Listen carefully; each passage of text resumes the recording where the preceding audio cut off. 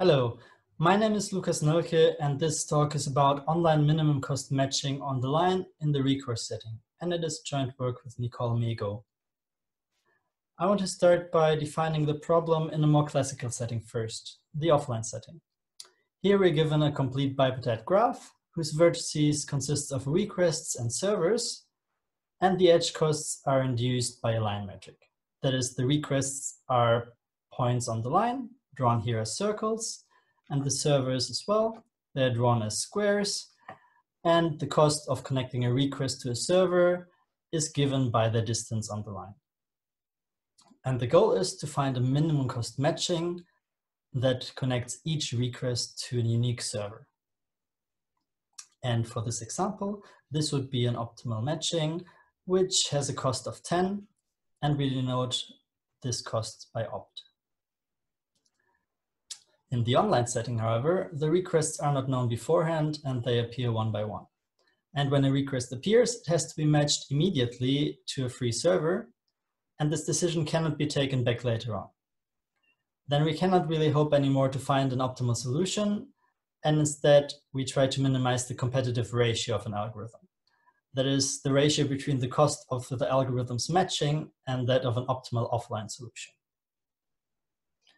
Let's think of the easiest algorithm we can imagine for this setting that matches a request that arrives, such as this one, to the closest free server. So either to the left or to the right, both have distance 1. Let's say we chose to match it to the right. Now when the next request appears, we see this decision was actually quite bad. We should have matched it to the left, but we cannot change anything now, so we have to match this new request to the right. And when the next one appears, this continues. And at some point, we have to go back all the way to the left. And we could keep going with this example. And if we did this more often, we would get a competitive ratio of roughly 2 to the n, since the optimal solution has cost of only 1. So this is a rather bad algorithm. However, this problem is well researched and there are many better algorithms. So Gupta and Levy showed that the nearest free server algorithm, which we just considered, has a competitive ratio of 2 to the n. And there's also a general lower bound for deterministic algorithms of roughly 9 by Fuchs et al. Another prominent algorithm is the work function algorithm by Kotsopias and Nanavati, which has linear competitive ratio. And the currently best known is the robust matching algorithm by Raghvendra, which has a competitive ratio of log n.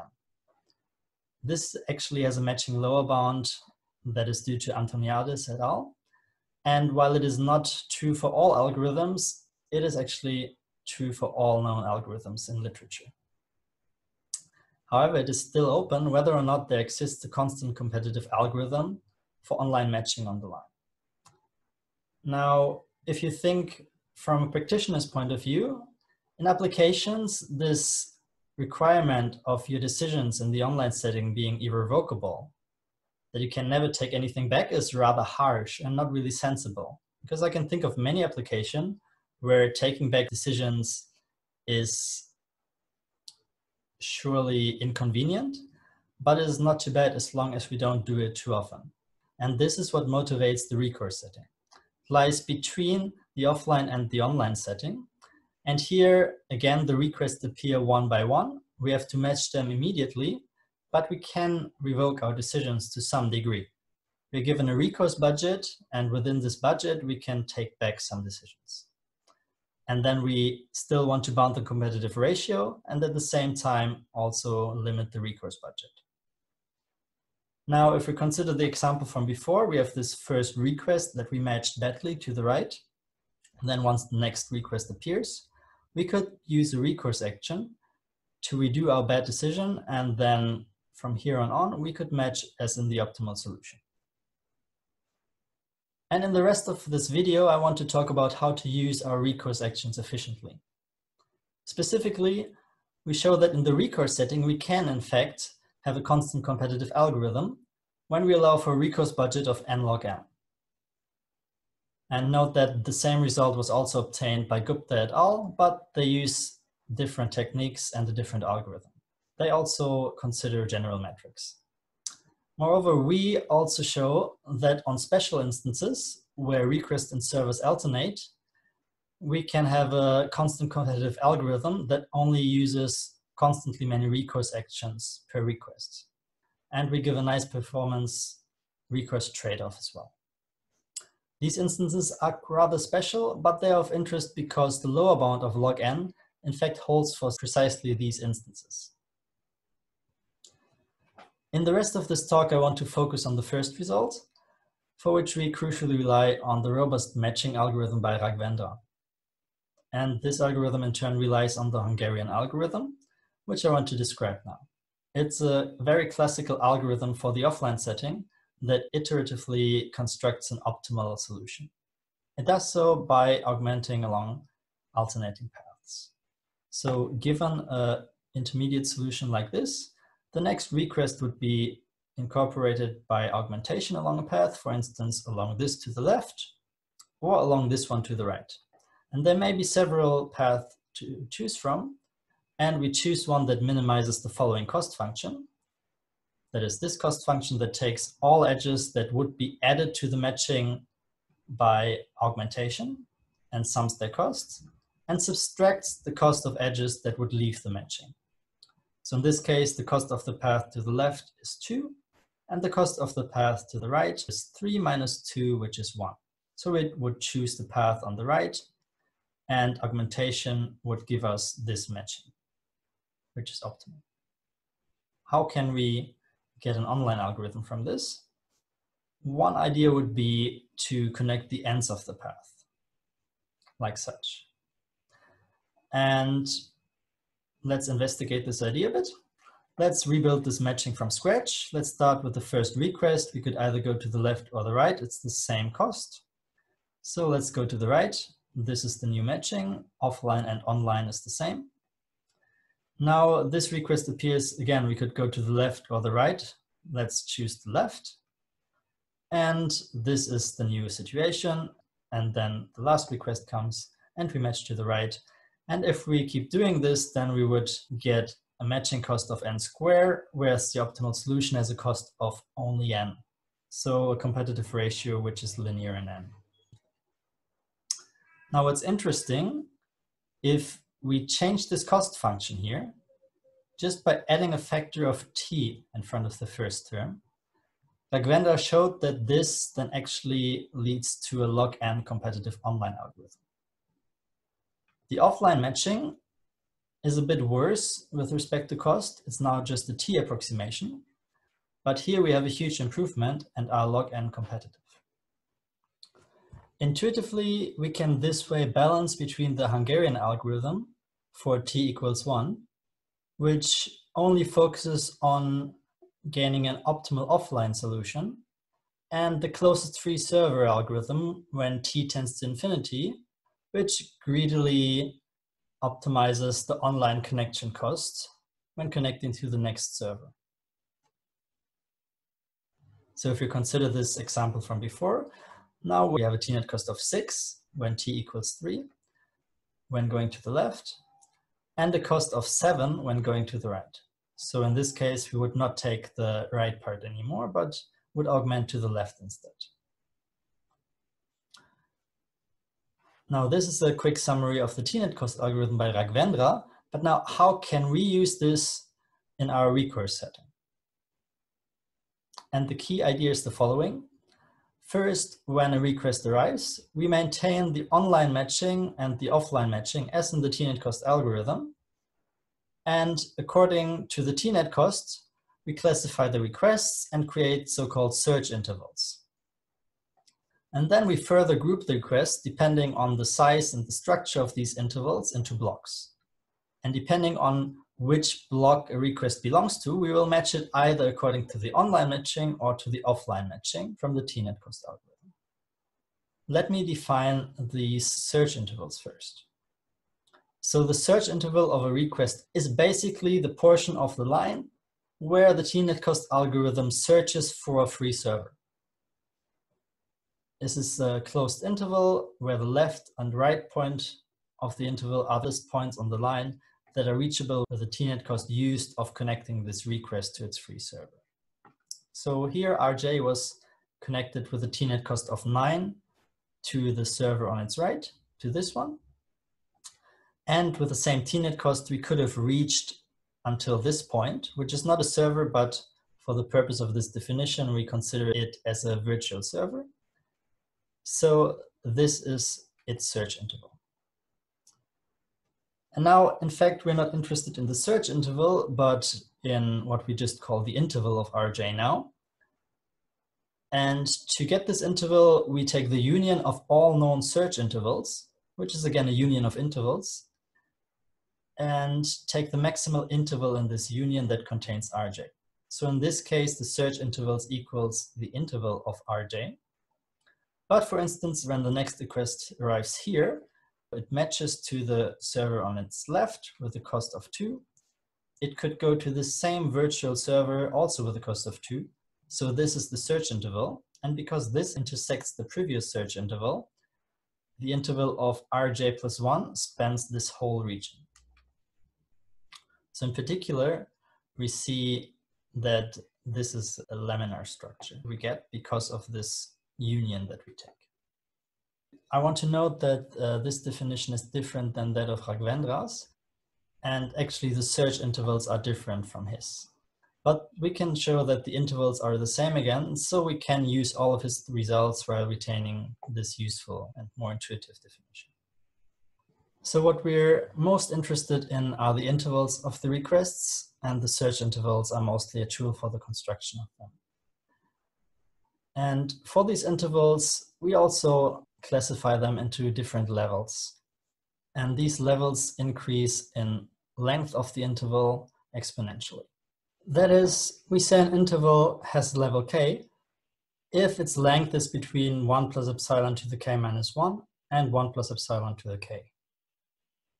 Let's see here how such an interval structure could look like. The first request R1 has this interval I1, and then the next request appears, and these are the intervals that we get. And now you see we have what we call blocks here. Blocks are intervals that intersect each other and are in the same level. So this would be one block, this would be one block, this would be another block, this one, and the fifth block on top here. We would call this also a top block because it lies on top. And now recall what we want to do is we want to balance between the offline matching and the online matching of the tnet cost algorithm. So recall the offline matching has a cost of t times opt. However, it uses a lot of recourse. And the online matching has a cost of O of log n times opt and uses no recourse at all. In fact, Raghavendra showed that in the structure that we have here, if we just take one level, then the cost we have is O of opt. And we refine this and we can show that if we take disjoint blocks, then we can also bound their cost by O of opt. And this is what we will use to balance between the offline and the online matching. Depending on what kind of block we have, we will match the requests that are associated with the intervals, either according to the online or the offline matching. Let's look at this at a larger example. So this is an interval structure that we're given, and what we aim for, what our recourse matching should look like, is as follows. So we want to consider the top blocks of this structure, and we want to match all the requests that are associated with these blocks according to the online matching M prime. And as we said before, these then have a cost of O of opt together. And the remaining requests, we ideally would like to match them as in the offline matching, but this may have too much recourse actions that are caused by small edges. So these small edges, we charge them individually by a freezing scheme. If an edge has negligible cost, so think of this as at most opt over n, then we freeze these edges and we do not want to spend any recourse actions on them anymore. We denote the set of those edges by MF. And since there are at most n such edges, the cost of MF is at most opt. Now doing this, we cannot really match the remaining request according to the offline matching, and instead we have to take detours around the frozen edges. But if we do this, then we can still show that the cost at is most t plus 1 times opt. And then together you see that we achieve, if we can maintain such a matching of cost O of opt, which is what we're aiming for. Now let's look at what the algorithm actually does when a request appears. So let's say a request appears, then we have here the interval that is associated with it. And also note that when a request appears, its interval will always be in a top block. And this is because of the laminar structure of the intervals. And in this case, the interval is just in an already existing top block. It is matched, the request is matched according to the online matching, and nothing else happens. However, when here an interval appears, it opens up a new top block. So this interval is now part of a top block, and these two are not top blocks anymore. So the request here, the new one, is matched according to the online matching again, but all the requests here have to be rematched according to the detour matching. And then also all the requests below have to be matched according to the detour matching. So in fact, all requests that lie in this new interval have to be rematched according to the current detour matching. Then the number of recourse actions that a request uses is equal to the number of levels of intervals that contain this request and that are of a higher level than its own interval. And since we can show that they're at most O of log n unfrozen levels, we also get that they're at most O of log n recourse actions per request. Another way to think of this is as follows. If we just consider the detour matching and the frozen edges, then these matchings would be updated whenever a request arrives, and this may cause a lot of recourse actions.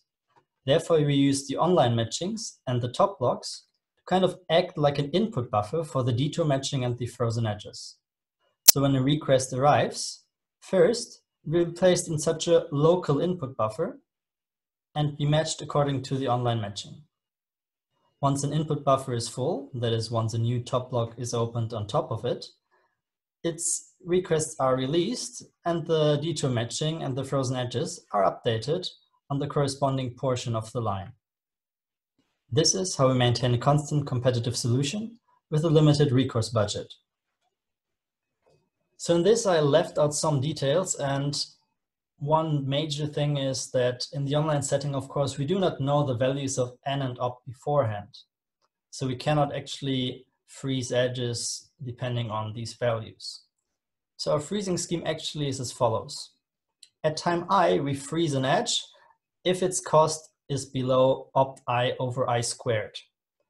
And this edge might also be unfrozen because the quantity opt I over I or opt I over I squared does not only increase, but it also can decrease.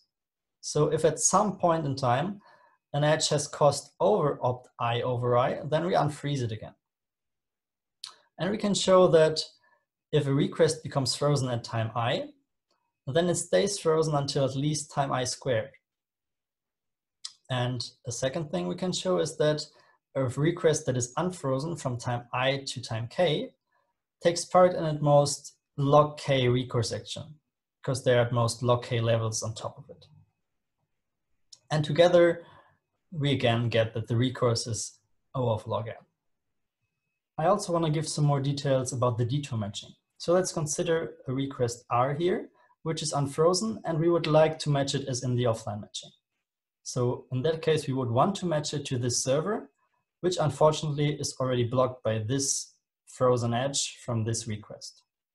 So since the symmetric difference of the offline matching and the frozen edges only consists of alternating paths, what we'd instead do is we match this request R then to the other end of the path, which is always a server, in this case S. So this would be the matching edge that we actually use in our recourse matching. Another question, what happens when an edge that is frozen, such as this, is unfrozen? So then the resulting situation would be this. So we have two recourse actions that are caused by this, one for R and one for R prime. And we charge both these recourse actions to R prime actually. Now note that when R prime is frozen again, then we do not have to revert back to this state right away, because this has strictly lower cost than this.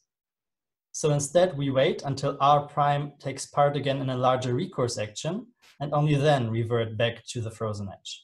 This way, we can show that these two recourse actions that we charge to R prime are only happening once per recourse step that R prime takes part in anyway. So we don't lose our bound on the recourse budget. For the alternating instance, let me just give you the rough idea. So recall that we have servers and requests alternating as such. In particular, between two requests, there is at least one server. And for such instances, we give a much easier algorithm. But again, it is based on the TNet cost, and we maintain the offline matching of the TNet cost algorithm and a set of frozen edges MF. And the matching consists of the detour matching again and the frozen edges. But the freezing scheme is now much simpler. Simply, there's a threshold X, and after a request has taken X recourse action, we freeze it in its current state. And then we can show that in the detour matching, we can charge the cost for the detour staking to large edges in the optimal solution. And this way, we get a 1 plus epsilon competitive algorithm with recourse that is constant per request and only depends on epsilon. Summing up, we have shown that in the recourse setting, we can indeed maintain constant competitive solutions for online minimum cost matching on the line when we are given a recourse budget of n log n. For special instances where request and service alternate, we further have given a more simple algorithm with the performance recourse trade-off and the recourse per request only depending on epsilon. Some questions that are left open: whether or not we can extend the latter result to more general instances on the line, or even to more general metrics. It is also not clear whether there are algorithms that use non-amortized recourse budget. Also, a big open question remains in the online setting, whether or not there exists a constant competitive online algorithm for online minimum cost matching on the line.